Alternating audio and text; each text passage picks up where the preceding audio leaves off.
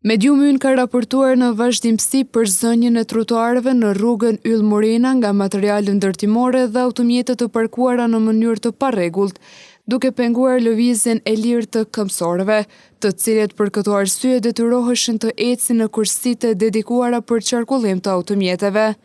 Edhe pse së fundmi është larguar një pjesë të materialeve ndërtimore që kishin uzurpuar hapësirat publike, problemi nuk është zgjidhur plotësisht.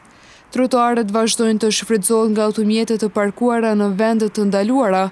Kjo situatë mbetet shqetësuese, sidomos duke pasur parasysh se Policia e Kosovës ka zhvilluar aksione për largimin e veturave nga trotuarët dhe hapësirat ku parkimi është i ndaluar, por në këtë rrugë ende nuk vrehet ndryshim i dukshëm.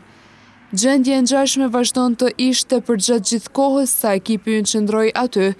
Mediumi Ynë do të vazhdojë të ndjekë nga afër këtë çështje dhe të raportojë për çdo veprim, me qëllim që hapësirat publike të rikthehen në funksion të plotë për çdo qytetar.